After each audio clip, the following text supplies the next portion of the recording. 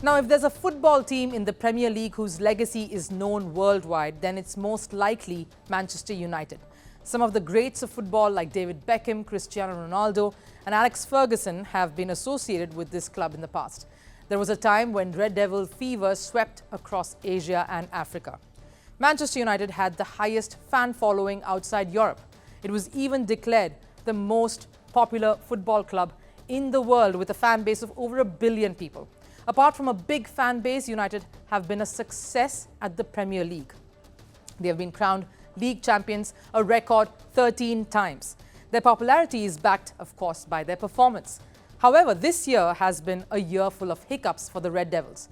They were knocked out of the Carabao Cup after a 3-0 defeat to Newcastle United, that too on their home ground, the Old Trafford.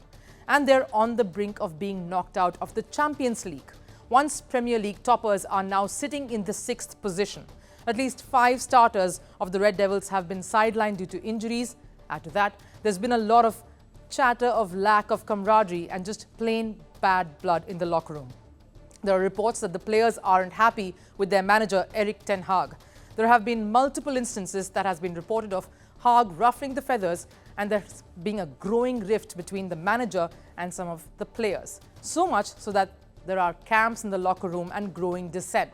And it has been these reports which seem to have irked Ten Hag. Manchester United have imposed a controversial ban on 4 media outlets. That's the latest developments. They will not be allowed to attend press conferences that Ten Hag will hold. The ban was imposed because Ten Hag feels that the media has been going behind his back and approaching United players for comments without getting the questions cleared first. Here's what Erik ten Hag had to say about the ban. But they should come to us first and not go around in our back, printing articles. That's not the right thing. I think we have another relationship, and then they can, if they should give that to us beforehand, we have a normal and a professional discussion and debate about it. Now, Ten Hag isn't wrong either. Maybe some boundaries were crossed. Premier League can become quite a fanatical space. And the media has always played a big part in creating such flare-ups. When Ten Hag was asked whether the players were unhappy with his leadership, he was quick to play down the reports. If the players have a different opinion, of course I will listen. But they haven't told me. Or, maybe 1 or 2.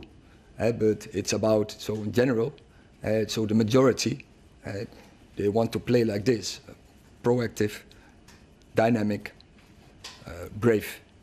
That is what they want. They haven't told him yet, to maybe 1 or 2.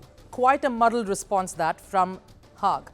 There is no doubt that Manchester United is going through a confusing phase, one of its roughest patches till date.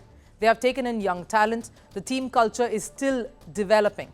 Manager Erik ten Hag has spent close to 1.5 years at the club, and he agrees that United are yet to find their rhythm. We are on the journey, on the route.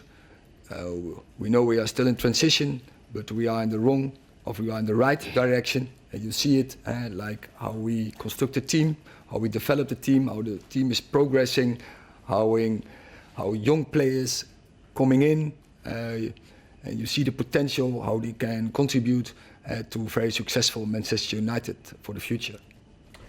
But despite all the chaos, the Red Devils are slowly and steadily moving forward. They beat Chelsea 2-1 in last night's thriller. Scott McTominay scored for United in the 19th minute. Chelsea equalised in the 45th on a score from Cole Palmer. In the second half, McTominay scored his double to seal the win for Man United in the 69th minute. Was this a consolatory win for the Red Devils? Or have Erik ten Hag and his men found their way back? Now, the Premier League season is nearing its halfway mark. Will United spring back to glory, or will they drown in all the noise? The relationship between players and the manager at Manchester United post the Ferguson era has been a tenuous one.